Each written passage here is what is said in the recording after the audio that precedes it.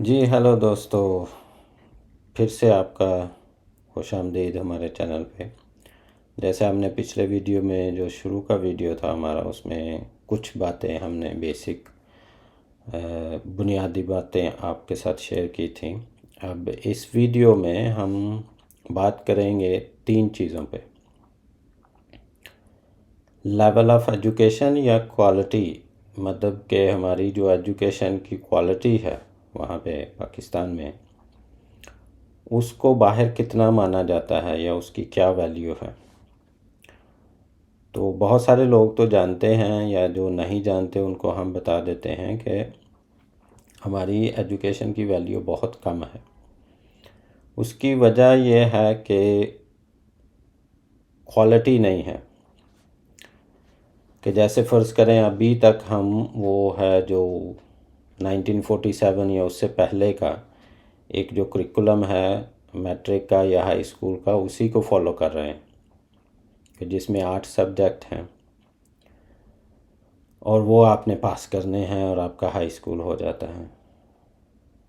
यहाँ यूरोप में या बाहर की दूसरे मुल्कों में अब वो हाई स्कूल वाला सिलसिला ख़त्म हो चुका है, और क्या होता है कि अभी वो कर रहे हैं K to 12।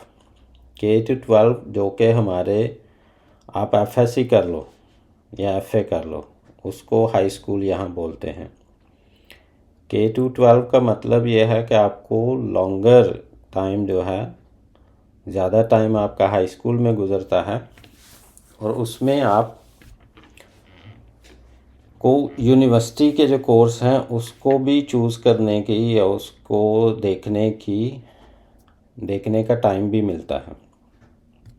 आप चूज़ कर सकते हो कि जी मैंने K to 12 के बाद या K to 12 में कौन से सब्जेक्ट्स रखने हैं, प्री मेडिकल है या इंजीनियरिंग है या दूसरे सब्जेक्ट्स हैं, आर्ट्स में है। तो उसी की बेस पे फिर आपको आगे यूनिवर्सिटी में एक प्लेस मिलती है, एडमिशन मिलता है कि जी हाँ जी आपने K to 12 में ये किया है।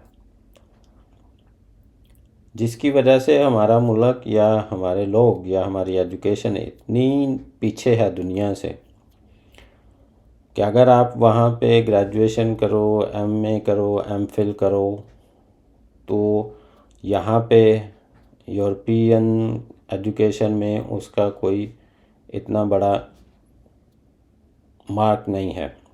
अगर आपने वहाँ से MA किया या ग्रेजुएशन किया तो यहाँ पे वो आपको डिवीज़न देखेंगे कि हाँ जी आपके मार्क्स कितने हैं, और उस हिसाब से आपकी इक्विवेलेंसी वो देखते हैं।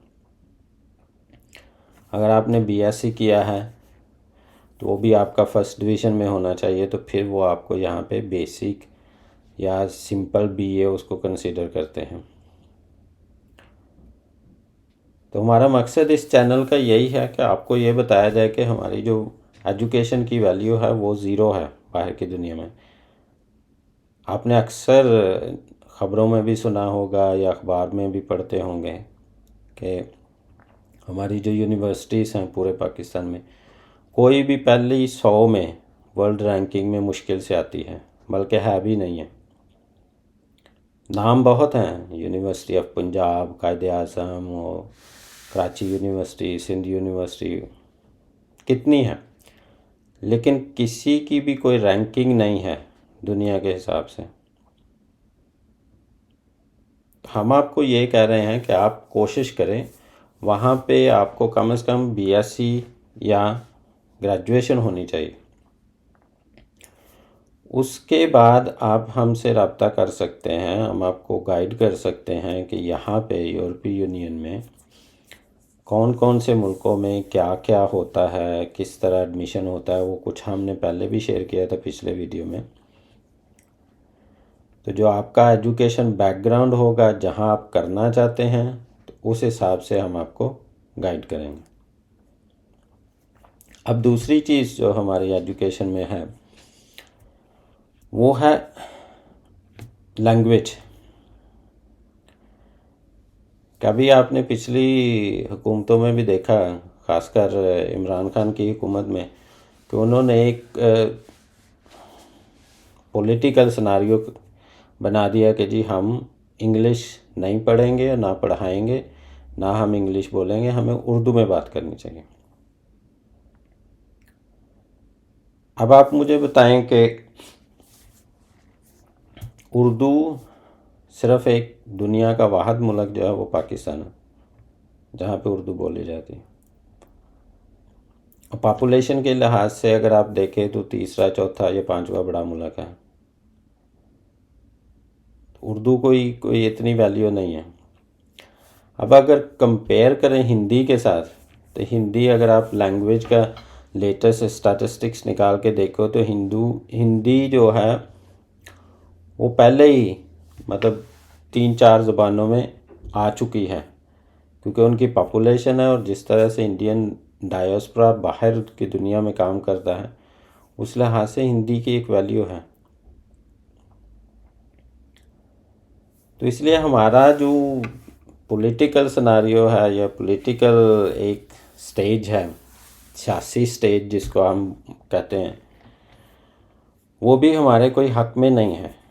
जो नई जनरेशन है या आने वाली जनरेशन्स हैं, एक वो है कि जैसे हम सुनते हैं, अखबारों में पढ़ते हैं, एंकर से सुनते हैं, यूट्यूबर से सुनते हैं, जी ट्रक की बत्ती के पीछे लगा दिया, ये कर दिया, वो कर दिया।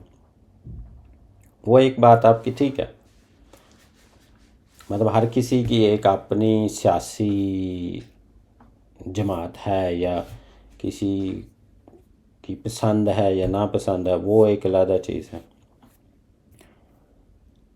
लेकिन मेरा जो बेसिक क्वेश्चन है, जितने भी हमारे सुनने वाले हैं या देखने वाले हैं इस वीडियो को, तो क्या ये जो सियासतदान हैं आपको देते हैं कुछ, आपको एजुकेशन में मदद करते हैं? नहीं करते, अक्सरियत में नहीं होता। वो ज़रा वोट मांगने आते हैं, वोट दे दो, ख़त्म बात। तो हमारा मकसद है कि आपको अवेयरनेस देना कि देखें, अगर आपने वाकई ही ज़िंदगी में कुछ बनना है तो एजुकेशन से बड़ी कोई चीज़ नहीं है दुनिया में। और एजुकेशन भी क्वालिटी की होनी चाहिए, जो कि पूरी दुनिया में मानी जाए कि हाँ जी, आपने इस मुल्क से या इस यूनिवर्सिटी से डिग्री हासिल की और इसकी क्या वैल्यू है। और फिर हमारे लोग ज़ुबान से बहुत डरते हैं।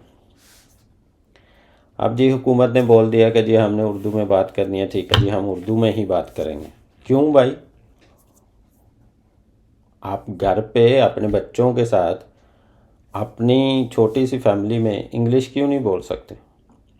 क्यों नहीं उसको प्रैक्टिस कर सकते? कर सकते हैं। इसी से आपकी एक प्रोफिशेंसी बढ़ेगी, इसी से आपको पता चलेगा कि किस तरह आपने अपना आप किसी को एक्सप्रेस करना है, किसी को सुनना है, किसी को अंडरस्टैंड करना है कि हाँ जी कोई इंग्लिश बोल रहा है तो कितनी आपको समझ आ रही है या आप कितना उसको समझा सकते हो। तो मुझे नहीं लगता कि अगर आपका पॉलिटिकल या सियासी एटमॉस्फेयर या जो है या सियासी लोग हैं वो आपको बोलें कि आपने कुएं में छलांग लगा दें, तो आप बोलते हो लगा दो, ठीक है, क्या फ़र्क पड़ता है? ऐसा तो नहीं है, ऐसा होना भी नहीं चाहिए। आपने जो कुछ करना है अपनी ज़िंदगी में, अपने बच्चों के लिए, अपनी फैमिलीज़ के लिए, वो आपने खुद करना है।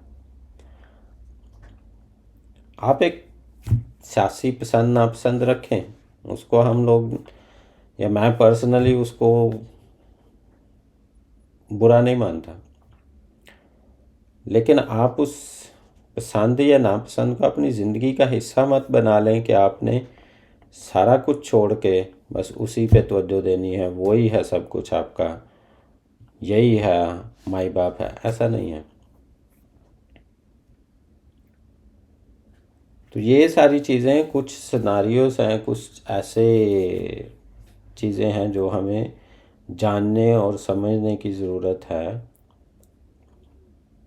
एज ए कॉम या एज ए कंट्री, और फिर हमारे जो इंडिविजुअल कम्युनिटीज़ हैं, मतलब छोटी छोटी कम्युनिटीज़ हैं जिसमें हमारी मिनॉरिटीज़ के हैं या मेजॉरिटी हैं, तो ये कैसे होगा अगर हमारे मिनॉरिटी वाले जो हैं वो तो पहले ही बहुत दबे हुए हैं, और दूसरी चीज़ है कि मतलब कोई इतनी वैल्यू नहीं है या इतनी तवज्जो नहीं दी जा रही हमारे लीडर्स की तरफ से भी, या हम अपनी फैमिलीज़ में भी देखें कि एजुकेशन की तरफ किसी की तवज्जो ही नहीं है।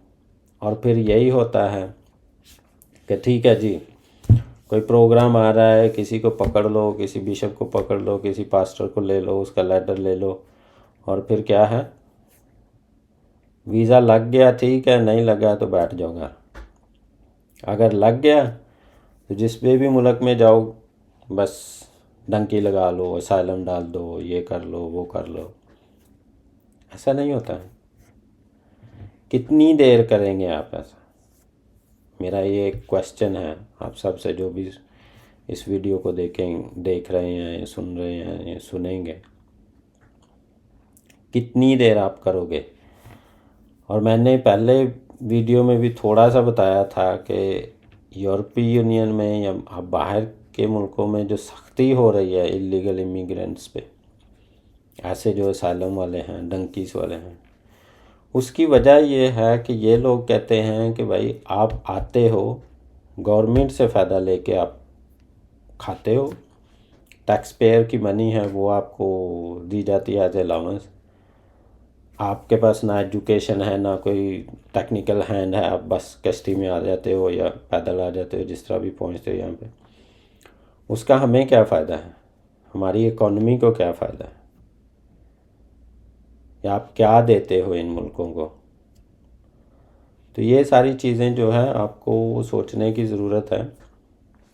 और हम यहाँ पे बैठे हैं और हमारी कोशिश यही है कि अगर हमसे कोई रब्ता करेगा तो हम दिली तौर पे उसकी मदद करने की कोशिश करेंगे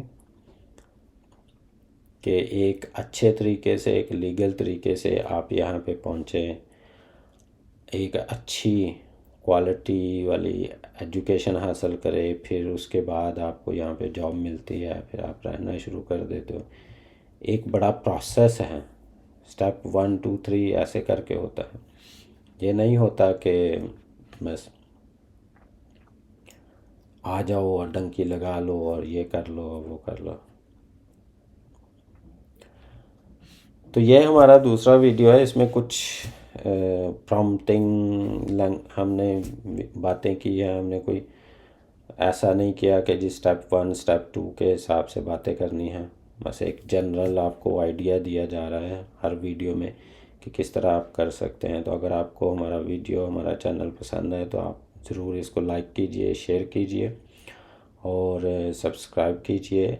जैसे हमने बोला कि हर हफ्ते एक नया वीडियो आपकी खिदमत में अपलोड होगा, जिसको आप सुन सकते हैं और हमसे रब्ता कर सकते हैं। अगर आपको फर्दर कोई किसी इन्फॉर्मेशन की, किसी की चीज़ की ज़रूरत है तो हम आपसे आपके लिए हाजिर हैं। So thank you very much.